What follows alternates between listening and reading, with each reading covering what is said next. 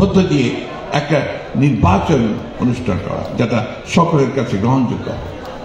আজকের যে অবস্থা, যে রাজনৈতিক পরিস্থিতি, যে সংকট সৃষ্টি হয়েছে, এই সংকট একমাত্র সমাধান হতে পারে একটা সকলের কাছে গ্রহণযোগ্য নির্বাচনের মধ্য দিয়ে।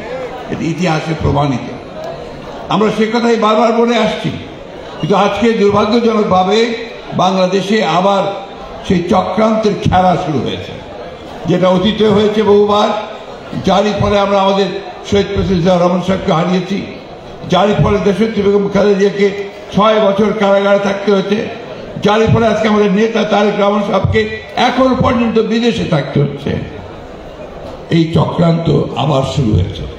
কি করে বাংলাদেশের সত্যিকার যারা বাংলাদেশে বিশ্বাসী, যারা জোর গলায় বলতে পারে সবার আগে বাংলাদেশ, সেই দলকে, সেই নেতাকে আজকে তারা দূরে সরিয়ে রাখতে চাচ্ছে।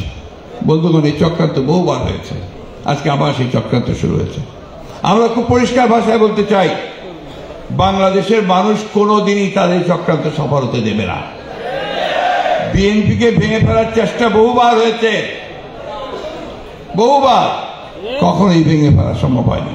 এই বিগত তথাকথিত নির্বাচনের সময়ও চেষ্টা হয়েছে, একটা ছাড়া 2টা লোককে তারা সরিয়ে নিয়ে যেতে পারেনি। কারণ বিএনপির যে রাজনীতি, এটা হচ্ছে এদেশের জনগণের, মানুষের রাজনীতি। সেই রাজনীতি কি? রাজনীতির স্বাধীনতা, সার্বভৌমত্ব আর গণতন্ত্র। এই 3টে জিনিসের উপরে বিএনপির রাজনীতি মূল ভিত্তি। এবং সেখানে শহীদ প্রেসিডেন্ট জিয়াউর রহমান সাহেব তার যে জাতীয়তাবাদের যে দর্শন, সেই দর্শন আমাদের দিয়ে গেছেন, 19 দফা কর্মসূচি দিয়ে গেছেন। তারই ভিত্তিতে দেশনেত্রী বেগম খালেদা জিয়া 2016 সালে ভিশন 2030 দিয়েছিলেন।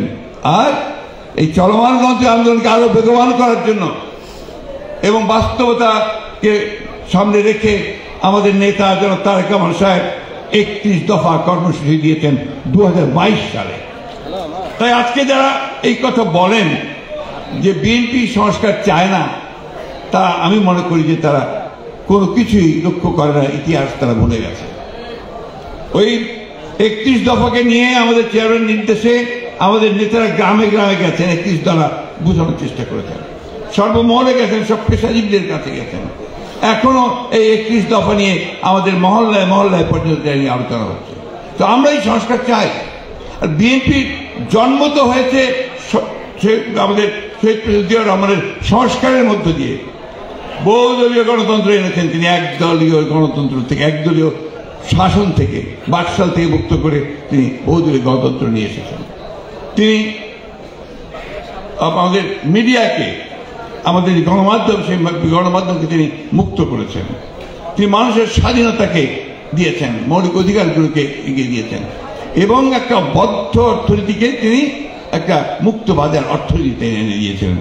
তারপরে আপনারা জানেন যে দেশনেত্রী বেগম খালেদা জিয়ার সময় সেই প্রেসিডেন্সিয়াল ফর্ম অফ গভর্নমেন্ট থেকে পার্লামেন্টারি ফর্ম অফ গভর্নমেন্টে নিয়ে আসা হয়েছে এবং সবশেষে caretaker government system BNP introduce করেছে, করে নির্বাচন ব্যবস্থা যেন কখনই আপনার কলঙ্কিত না হয় সেই ব্যবস্থাগুলো করার চেষ্টা করছে।